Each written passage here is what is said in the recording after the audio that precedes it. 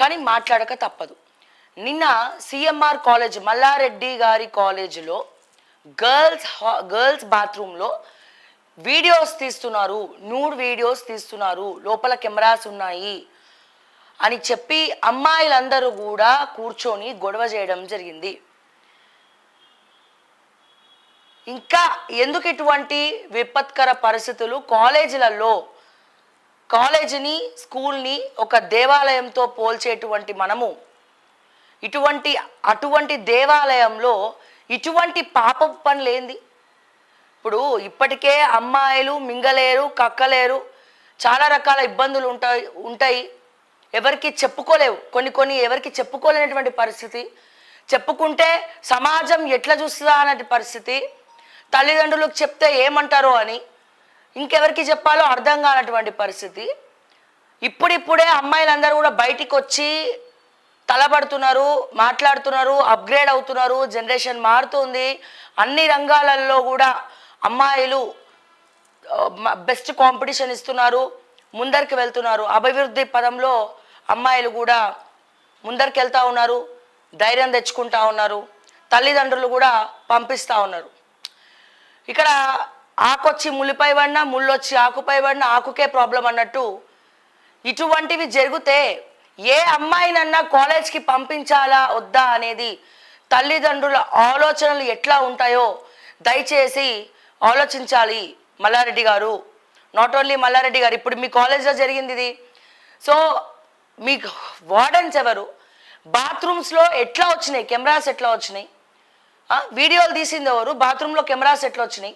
మీ staff సరిగ్గా లేరా? మీ team సరిగ్గా లేదా? లేకపోతే మీ మేనేజ్మెంటే సరిగ్గా లేదా?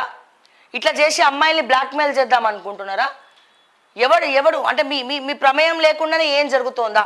ఒకవేళ జరిగితే మీ మేనేజ్మెంట్ స్కిల్స్ లోపించినట్టే కదా.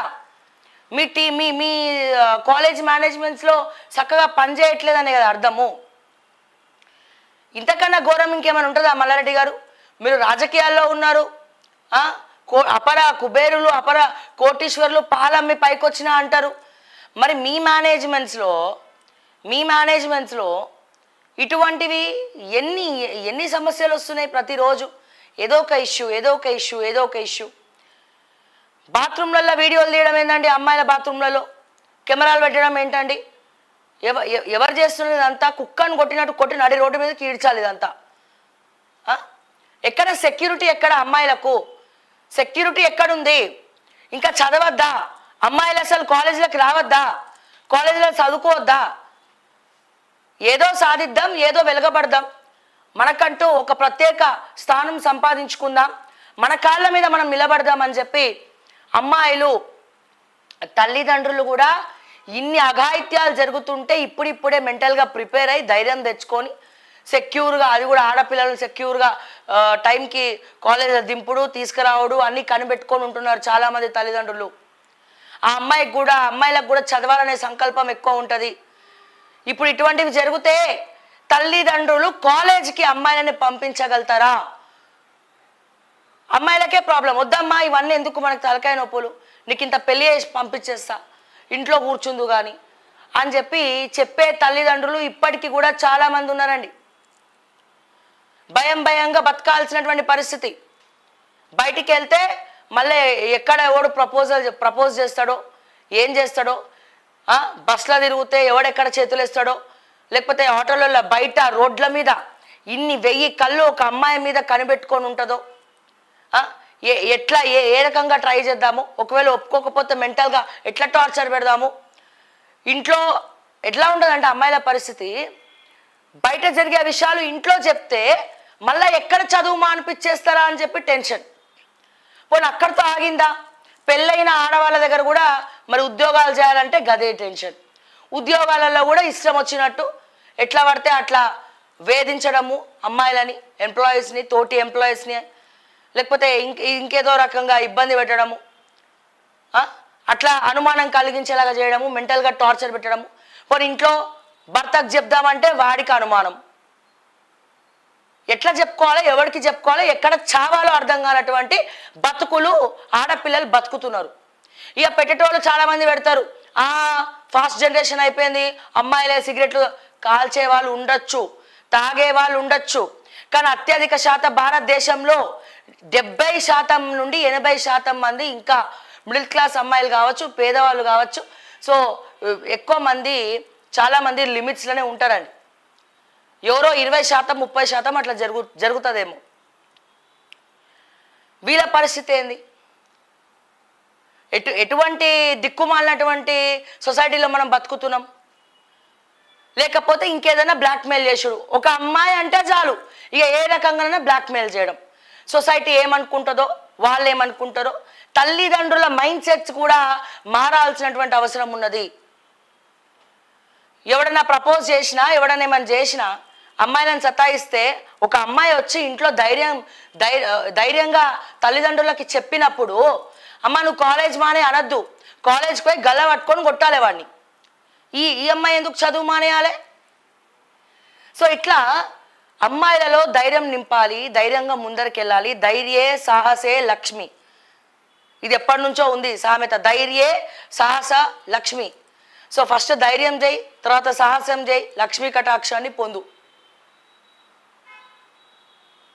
సో ప్రతి ఒక్క అమ్మాయిని కూడా నువ్వు ఆడపిల్లవి అని చెప్పి పదే నువ్వు ఆడపిల్లవని చెప్పి ఒక లిమిట్స్, బౌండరీ, ఆడపిల్లలు అది చేస్తే సొసైటీ ఒప్పుకోదు, ఇది చేస్తే సొసైటీ ఒప్పుకోదు అని చెప్పి ప్రతి దగ్గర కూడా రెస్ట్రిక్షన్స్ పెట్టుకుంటా రావడం అనేది ప్రతి ఒక్కరికి ఫ్యాషన్ అయిపోయింది. మళ్ళీ ఏమైనా ప్రాబ్లం వచ్చినప్పుడు నవ్వుతారు, వాళ్ళ ఇంట్లో సమస్య వచ్చినప్పుడు వాళ్ళకు కూడా గదే కర్మ వెంటాడుతుంది. కాలేజీలలో కూడా గిట్లా చేస్తే ఇంకెవరిని నమ్మాలి మల్లారెడ్డి సాబ్? ఇటువంటి పరిస్థితులు కాలేజ్లో ఉంటే ఎవరిని నమ్మాలి? ఎక్కడ పోయి చావాలి? ఇంకా ఎక్కడ నమ్మాలి? హాస్టల్లో ఉండద్దా? చదువుకోవద్దా? అంత పెద్ద మేనేజ్మెంట్ ఏదో తుతు కాలేజ్ కాదు అది. మీరే అంటారు కదా, మల్లారెడ్డి సామ్రాజ్యాన్ని సృష్టించిన, చదువు లేకపోయినా ఇంత పెద్ద కాలేజ్ కట్టినా అని గర్వంగా చెప్పుకునే మల్లారెడ్డి గారు, మరి మీ మేనేజ్మెంట్ లోపమా, ఏ వైఫల్యాలతో ఇట్లా జరుగుతూ ఉందనేది మీరు ఆలోచించాలా, సిగ్గుపడాలా? దీనికి కారణం ఎవరనేది ఎంక్వైరీ చేయాలా? ప్రభుత్వం పట్టించుకోవాలా? ఇక్కడ పట్టించుకుంటేనే నెక్స్ట్ ఏ కాలేజ్లో కూడా ఇటువంటి పరిస్థితులు రావాలంటే గజ వణకాల. కానీ సిస్టంలోకి వెళ్ళి వాళ్ళని తప్పించేస్తారు. ఒకవేళ ఎవరైనా తప్పు చేసినా వాళ్ళని తప్పించేయడం. ఒకసారి చూద్దాం ఆ విజువల్స్ కూడా. నిన్న అమ్మాయిలు గొడవ చేసినటువంటి వీడియోస్ కూడా నిన్న బయటికి రావడం జరిగింది. చాలా బాధాకరం. ఇటువంటి ఇదిగో Hyderabad Medchal CMR engineering college girls hostel వద్ద ఉద్రిక్తత నెలకొంది. గర్ల్స్ హాస్టల్లోని బాత్రూంలో మొబైల్తో వీడియోలు తీశారని ఆరోపిస్తూ విద్యార్థినులు ఆందోళనకు దిగారు. ఈ విషయం తెలిసి విద్యార్థి సంఘాల నాయకులు పెద్ద ఎత్తున అక్కడికి చేరుకొని నిరసన తెలుపుతున్నారు. వంట చేసే సిబ్బంది వీడియోలు తీశారని విద్యార్థులను ఆరోపిస్తున్నారు. 5 అనుమానితులను పోలీసులు అదుపులోకి తీసుకున్నారు. ఇటువంటి వంట చేసే సిబ్బంది అట. ఇటువంటి దిక్కుమాలినటువంటి ప్రతి ఒక్కరు కూడా గిదే. మరి వాడికి ఆడపిల్లలు ఉండరా? మరి ఆడపిల్లల్ని కనదలుచుకోలేదా?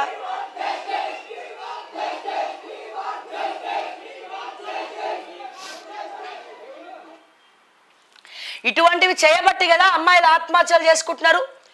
ఎవరికి చెప్పలేక, ఎక్కడ చావలేక, ఏం చేయాలో అర్థం కాక ఈ దిక్కుమాలినటువంటి సొసైటీలో బతుకుతూ ఆడపిల్లలు డిప్రెషన్లోకి వెళ్ళిపోయి ఎవరికి చెప్తే ఏమవుతుందో అని తెలియనటువంటి పరిస్థితి. అంటే ఇది ఒక ఎగ్జాంపుల్గా మనం మాట్లాడుతున్నాం, కానీ చాలా మంది ఆడపిల్లలు ఆత్మహత్యలు ఎందుకు చేసుకుంటున్నారు అనేది ఎంక్వైరీ చేస్తే ఎటువంటి సొసైటీలో, ఎటువంటి సమాజంలో మనం బతుకుతున్నాం, మన చుట్టూ ఉన్నటువంటి ఎన్ని వేల కళ్ళు, లక్షల కళ్ళు ఆ ఆడపిల్ల మీద ఉంటున్నాయి, ఎంతమంది ఎన్ని రకాలుగా ఇబ్బంది పెడుతున్నారు అనేది కూడా ఆలోచించాల్సినటువంటి పరిస్థితి. ఈ రోజున గురుకులాల్లో కావచ్చు, గవర్నమెంట్ స్కూళ్ళలో కావచ్చు ఆడపిల్లలు ఆత్మహత్యలు చేసుకుంటున్నారు. గవర్నమెంట్ రెసిడెన్షియల్ హాస్టల్స్ దగ్గర నుంచి మొదలు పెడితే ప్రైవేట్ మేనేజ్మెంట్స్ వరకు కూడా ఇదే పరిస్థితి, ఇదే దుస్థితికి దిగజారినటువంటి పరిస్థితి. 8,000 మంది ఆడపిల్లలు మిస్ అయినరు, మిస్సింగ్ కేసెస్ ఉన్నాయంటే మరి 8,000 మంది ఎక్కడికి పోయినట్టు, ఎవరు మాయం చేస్తున్నట్టు?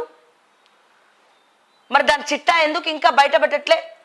గతంలో పార్లమెంట్లోనే డిస్కషన్ జరిగింది. తెలుగు రాష్ట్రాల్లో, అటు ఆంధ్రప్రదేశ్లో ఇటు తెలంగాణలో, ఓన్లీ తెలంగాణలో 8,000 మంది మిస్ అయినారని చెప్పి.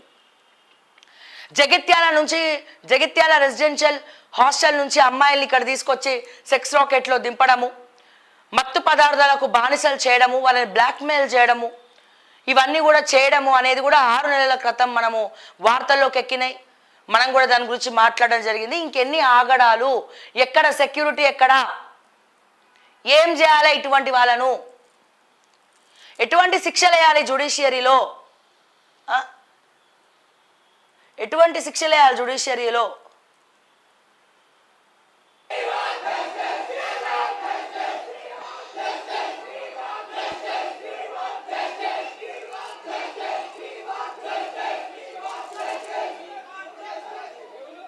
ఆడపిల్లల తల్లిదండ్రులందరూ కూడా ఈ వార్త తెలియగానే ఉలిక్కి పడతారు, ఒక్కసారి భయపడతారు. ఒక్కసారి ఏం చేయాలి, ఉంచాలా, తీసేయాలా, ఇంటికి తీసుకెళ్దామా, ఏం చేద్దాం?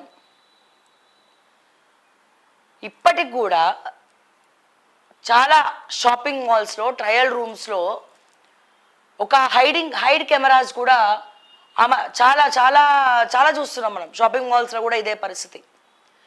ఎంత ధైర్యం తెచ్చుకొని ముందరికి వెళ్దామన్నా ఏదో రకంగా బ్లాక్మెయిల్ చేసుడు, ఒక అమ్మాయి లొంగకపోతే ఏదో వీడియోలు తీసి ఇంకేదో బ్లాక్మెయిల్ చేసుడు, ఇష్టం లేకపోతే బలవంతం చేసుడు, ఒక క్రూరత్వంతో కూడినటువంటి కొంతమంది మాటలతో చంపేస్తారు, కొంతమంది కళ్ళతోనే చంపిస్తారు, కొంతమంది ఒప్పుకోకపోతే ఇంకేదో చేస్తామంటారు.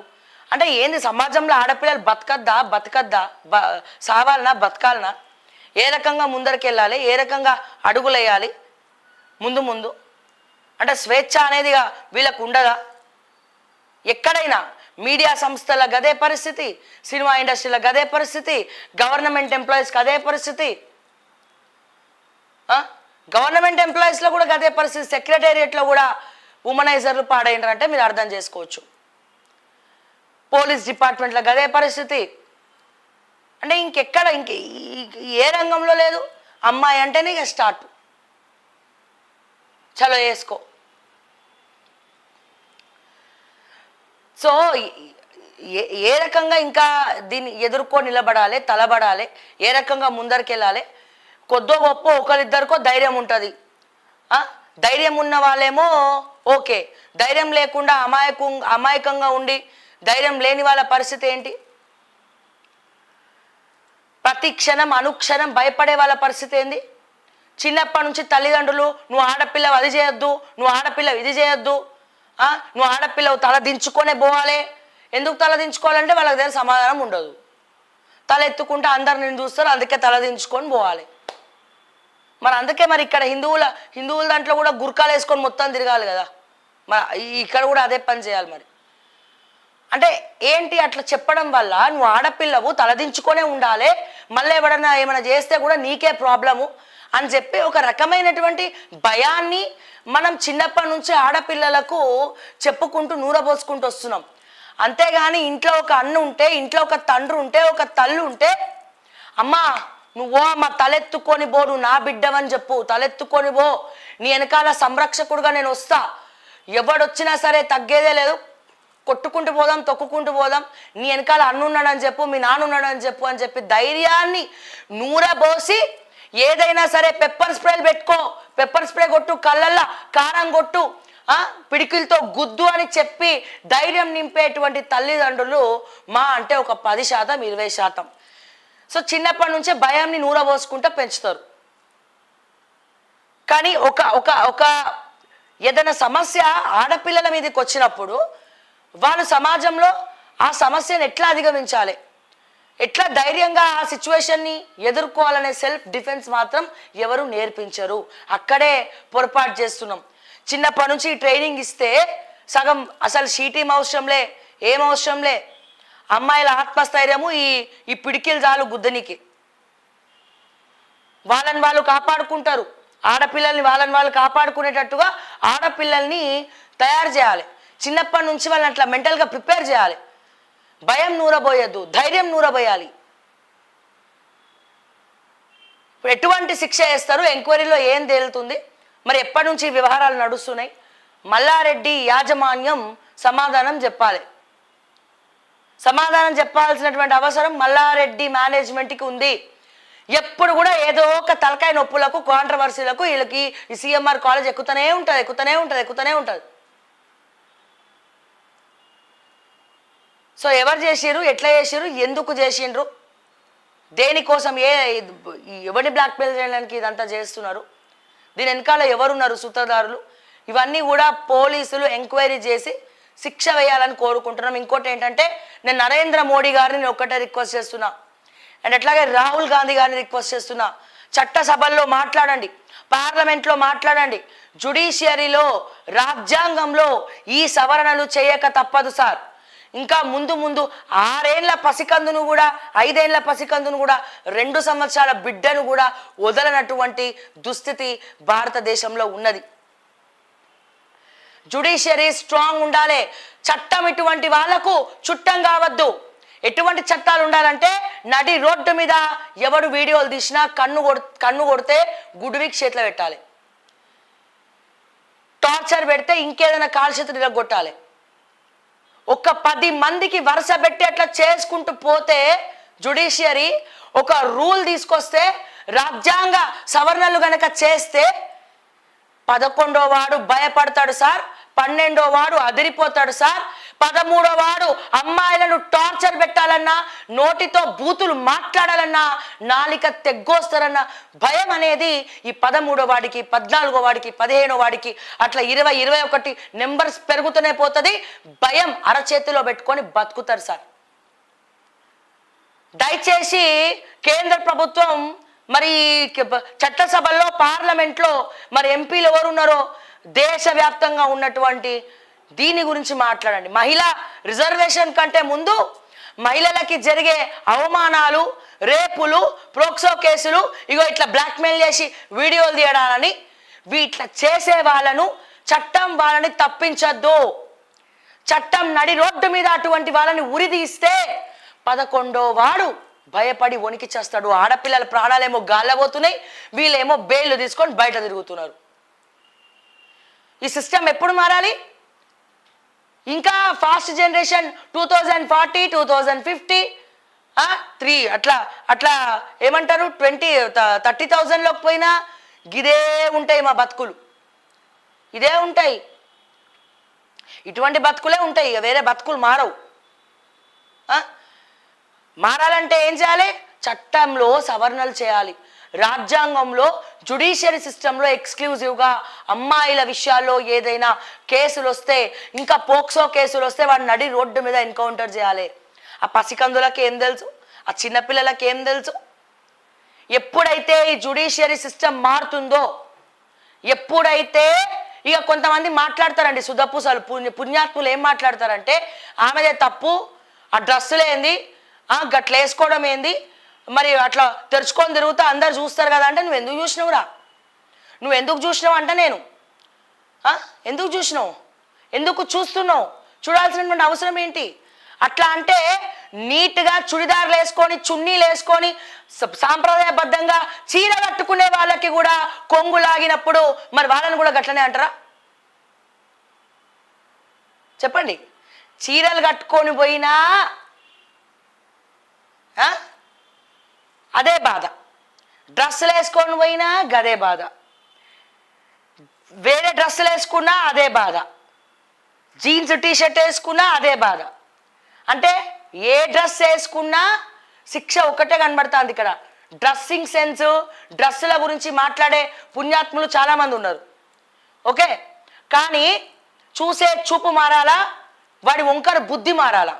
ఆ వంకర బుద్ధున్నోడు చీరలో ఉన్న గట్లనే బిహేవ్ చేస్తాడు, చుడిదార్ వేసుకున్న గట్లనే బిహేవ్ చేస్తాడు, జీన్స్ టీషర్ట్ వేసుకున్న గట్లనే బిహేవ్ చేస్తాడు, వేరే ఏ డ్రెస్సులు వేసుకున్న అట్లనే బిహేవ్ చేస్తాడు అన్న విషయాన్ని మీరు గుర్తుపెట్టుకోవాలి.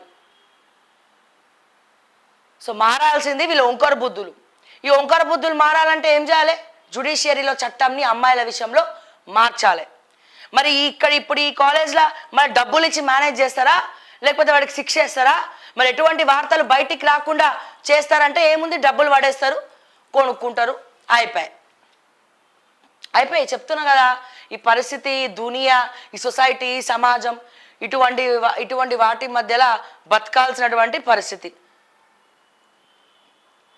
సో తప్పు ఎవరు చేసిండ్రో ఇమీడియట్గా పోలీసులు బయటపెట్టి నడి రోడ్డు మీద వాడికి శిక్ష వేయాల్సిందే, లేదా జైల్లో చిప్పకూడు తినాల్సిందే. డబ్బులు తీసుకొని కేసును తప్పించి ఎంక్వైరీ చేసినా మళ్ళీ పారిపోయి ఈ ఇష్యూని క్లోజ్ చేస్తే మాత్రం తస్మాత్ జాగ్రత్త. మరొక్కసారి తెలియజేస్తా ఉన్నా ఈ సందర్భంగా.